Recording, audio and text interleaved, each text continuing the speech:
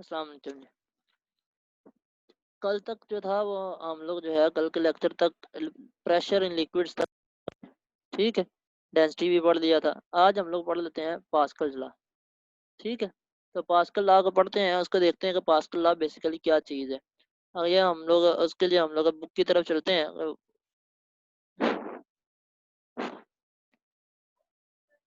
अरे pascal law क्या है जी, आप लोगों के सामने है पास्कल लॉ।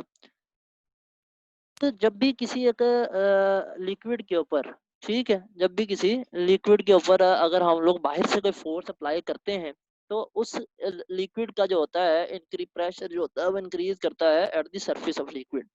ठीक है, अब ये जो इंक्रीज होता है लिक्विड का प्रेशर, ये जाहिर सी बात है अगर किसी चीज के ऊपर कोई प्रेशर आएगा तो वो प्रेशर ट्रांसमिट होगा, वो अपने प्रेशर को रिलीज, अपने प्रेशर को रिलीज करने के लिए उस प्रेशर को इधर उधर ट्रांसफर करेगी। ठीक है, ये ट्रांसमिट होगा equally in all direction and to the walls of the container. For example ये आप लोगों के पास एक तस्वीर बनी हुई है, ठीक है, इस तस्वीर की बात करते हैं।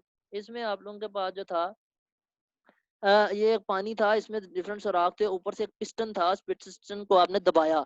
जब आप दबाएंगे तो इन तमाम सुराखों से एक पे पानी निकलेगा। ये आप लोग क्या कर सकते हैं कि घर में एक क्या करें, एक बोतल ले लें, उसको आप उसमें सुराख कर लें, उसमें पानी भरें, भरने के बाद ऊपर से किसी चीज से उस पानी को दबाना शुरू करें, लिक्विड को, तो आपको देखेंगे कि वो सारे के सारे सुराखों से जो होगा वो पानी एक ही प्रेशर से जो होगा वो बाहर आना शुरू होगा।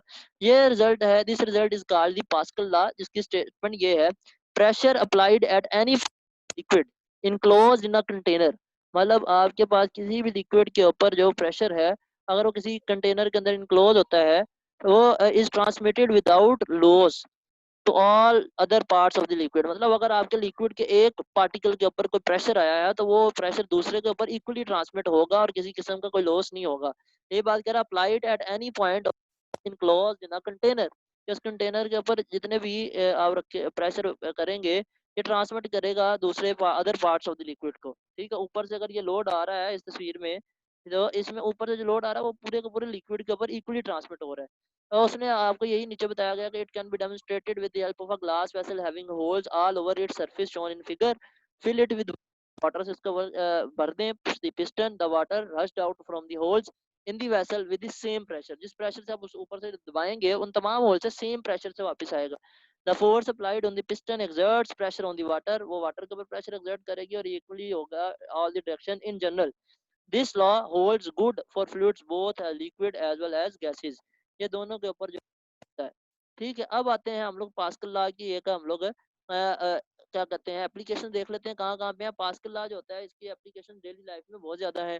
ताकि ऑटोमोबाइल जो हम लोगों का आजकल जो है वो पावर स्टीयरिंग नजर आते हैं, हाइड्रोलिक ब्रेक्स नजर आती हैं, हाइड्रोलिक जैक्स हैं, ये सामने हम लोगों का हाइड्रोलिक प्रेस नजर आ रहा है जी।